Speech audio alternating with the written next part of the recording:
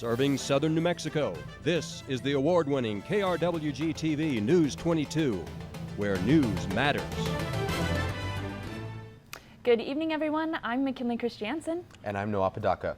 We start tonight with some election news, and today marks the end of the 2023 election cycle here in Doña Ana County. The Doña Ana County Board of Commissioners voted today to certify election results, and no one challenged the outcome.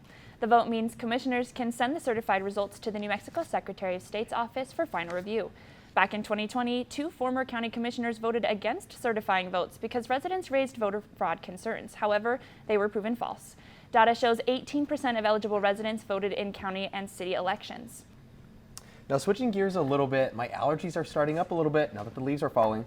You know, I love the leaves falling, and thankfully, I'm blessed to be able to avoid those allergies. News22's Alcati Shursat to tell us what the weather's like outside. Hey there, Alcati. What's up, Noah? Yes, exactly. Fall is here, guys, and I absolutely cannot wait. And for our skies, we're seeing mostly sunny. Temperature is at 69 degrees. Winds coming at you from the south at 2 miles per hour. Humidity at 31%. Dew point at 37 degrees and a barometer of 30.15. Taking a look at today's high, we had a high of 70 degrees, an average of 67 degrees, and a low of 45 degrees. For a very chilly evening. And then for our record highs, we had a high of 79 in 1999 and a low of 22 in 1997. There's no chance of rain for tonight, sadly, but there will be some sprinkling here in the end of the week. And then for our yearly rainfall, we're at a 5.66. Noah, McKinley, back to you guys. Thanks, Alcati. Now, food insecurity continues to be a concern over in Sunland Park. Now, the demand for filling food baskets far outweighs the supplies in the border community. Right now, recipients receive a basket of food every 6 months in a rotation cycle, but the nonprofit says that the 75 pounds of food doesn't last families that long. Now, the food banks in the area serve nearly 1,200 people and receives 200 baskets per month. Girls wrestling has grown a lot in New Mexico and is popular like never before. Now, just a few weeks ago, News22's Jenny Hazlett visited Mayfield High School, where girls are trying to create a dynasty. Hard shots, ready? These two Mayfield Trojans love to wrestle.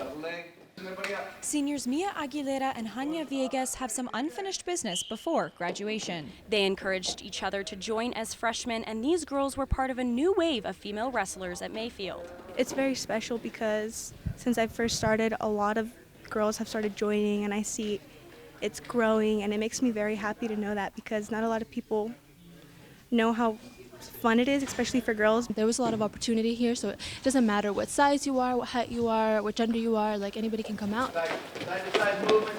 Both were state qualifiers last season. The pressure is on, and with the growth of the girls program, these female athletes have high expectations for this upcoming season.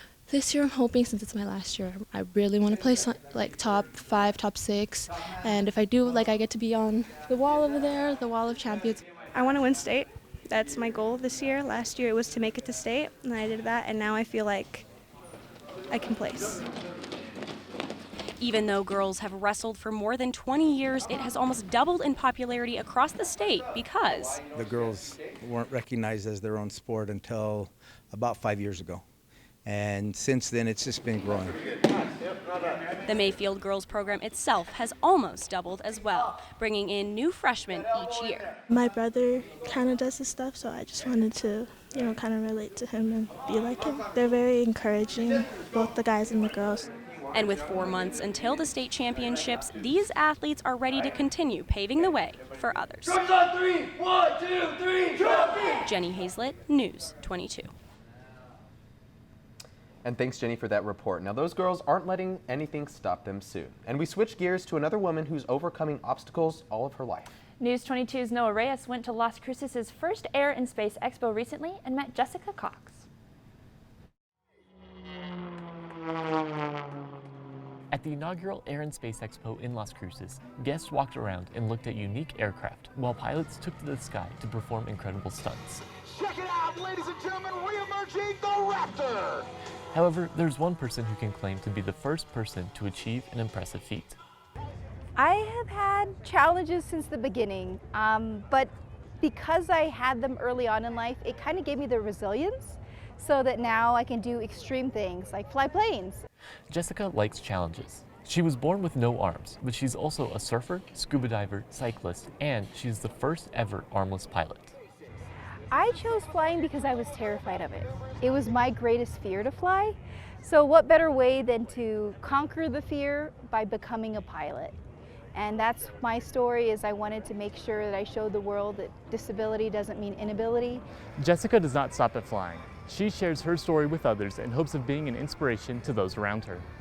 And I remember this one particular time, a girl, 16 years old, no arms, came out to Tucson to hang out with Jessica, see her airplane, and just that moment when this young girl got to sit in the cockpit, they didn't go anywhere. They just sat in the cockpit together, and it really clicked for this young girl that Jessica is flying this airplane without arms and that she could do anything. Her inspiration is always spreading to wherever she travels. It's pretty incredible. She's the desire that she had to accomplish it, and just the overcoming the physical challenges to be able to experience flying.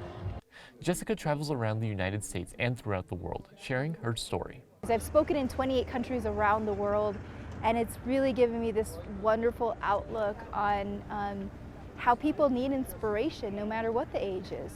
She loves to hear other people's stories while connecting and inspiring people to keep moving forward. Noah Race, News 22. Wow, what an incredible story. Stay tuned and Alkari will be back with your national weather forecast.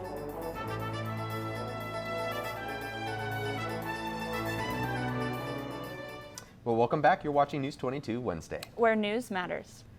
And I hope that AI does not replace our forecaster here in News 22. Alkari? It better not, and if they can't do AI as cute as me, then I don't want it. Absolutely not. So taking a look at your national forecast, it is getting very cool here in the north and it's getting chillier here in the southwest. 40s and 50s around in the north, and then 72 and 66 in Texas. Taking a look at my next map. Current wind speeds around the United States, Nevada at 28 miles per hour, around New Mexico State and Texas 16 to 19 miles per hour.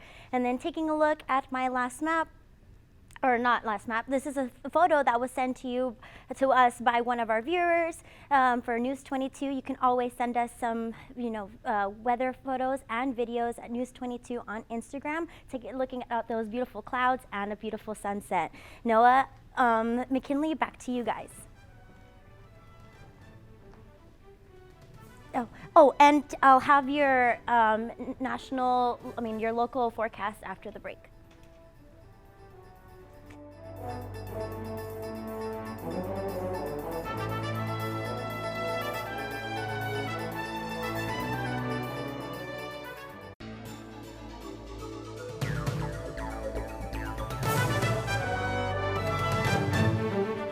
Welcome back, everyone. I'm Alkari Shirsat, and let's take a look at your local forecast.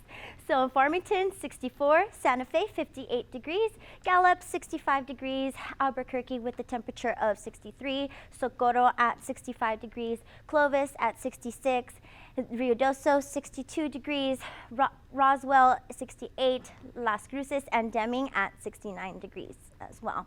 Taking a look at tomorrow's local forecast, Farmington, 64, Gallup at 62, Santa Fe at 60, Albuquerque 64, Clovis at 72, Socorro at 66, Roswell at 62 as well, Rio Doso, sorry, and then Roswell at 69, Las Cruces and at 72, and Deming at 73. Taking a look at our neighboring cities, Alamogordo tonight will have a low of 40 with partially cloudy tonight, and then tomorrow partially sunny, partially cloudy with a high of 68. Taking a look at tonight for Truth or Consequences, we have a low of 42 with partial clouds, and tomorrow a high of 70, also partially sunny and cloudy. Taking a look at Silver City, tonight we'll have 39 degrees and mostly cloudy. Tomorrow a high of 67 with partial clouds throughout the week. And then last but not least, Las Cruces, tonight we'll have a low of 45 with partially clouds, and tomorrow a high of 72 and sunny and clouds. Back to the desk for more news. Thanks, Alkari. You know, Noah, I'm really excited for this next story. You know, I think it's a pretty cute story, actually, and if you can't help but fall for a certain type of baby muskox that's also fallen for fall foliage. In the fall, zoos are always giving their animals pumpkins to play with and eat, but this baby muskox, named Willow, really enjoys playing in this big pile of leaves. Willow is a little over 2 months old. She lives with her mother, Charlotte, at the Point Defiance Zoo in Tacoma, Washington. She loves to headbutt her red ball and splash around, as well as dance around in this big pile of maple leaves. And speaking of, you know, playing with those sports in fall leaves, I mean, we have sports coming up right next. Thanks, guys. Coming up in sports, the Aggies men's basketball team departs for Vegas, and Blast Mayes will have your prep wrap up. Don't go too far because News 22 Sports is next.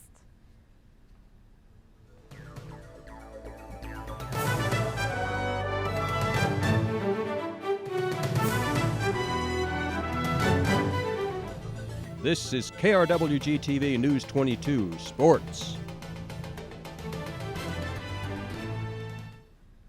Welcome back. I'm Iberia de la Cruz, and let's talk sports.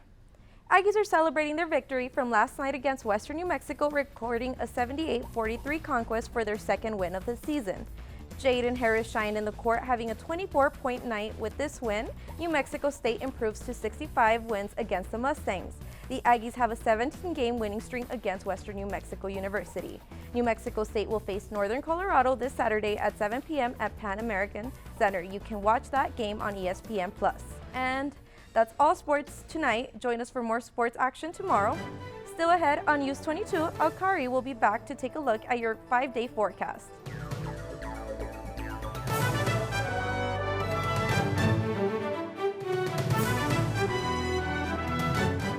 Welcome back. Let's take a look at our top stories. The Doña Ana Board of County Commissioners voted unanimously to certify the 2023 election amid no protest or backlash. Now the temperatures are dropping out there. McKinley, I hope we have our sweaters ready for after the newscast. Absolutely. I'm ready. Let's head to that 5-day forecast. Thank you, guys. So taking a look at your 5-day forecast, Thursday and throughout the week, we will see mostly clouds and some sunny skies on the weekend, but we will be having some slight rains throughout the week. And then for our highs, it's usually most in the 70s and low 60s. 73 Thursday, 52 for our low on Thursday. Friday, 72 for our high, 79 for our low. Saturday, 74 for our high, 46 for our low, 67 for our high on Sunday, and a low of 41 as well. And then for our Monday, 60 for our high and 33 for our low. That's all I have for your 5-day forecast. Noah, McKinley, back to you guys. All right, well, I'm getting pretty excited for break. We're coming down to the wire. How about you? We're coming down to the wire. Got to pack my bags for the Thanksgiving travel. But thank you so much for joining us here on News 22 Wednesday. Join us tomorrow night for more news. Have a great night.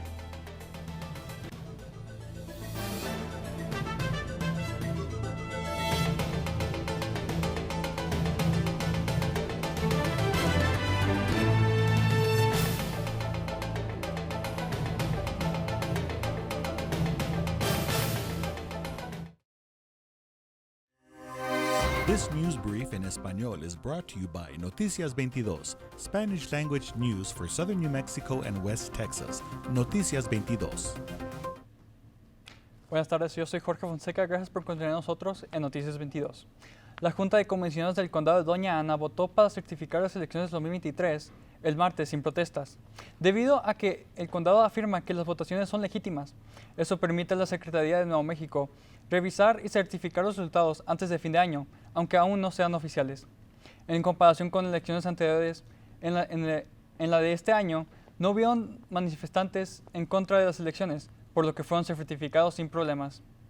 En ellas votaron alrededor de 20,000 ciudadanos con una tasa de participación del alrededor de 18% de la población de las Cruces. Pero sobre todo, las elecciones de este año sucedieron sin problemas. En una decisión importante para la política entre Estados Unidos y México, este último rechazó una propuesta antimigrante. El día de hoy, el gobierno mexicano respondió a la aprobación de la Ley Senatorial 4, que considera como delito deportar a inmigrantes indocumentados. México tiene acuerdos vigentes con el gobierno de Estados Unidos para aceptar personas cuando son deportadas. Y en un comunicado, México aseguró que continuará trabajando con el gobierno federal de Estados Unidos en materia de inmigración.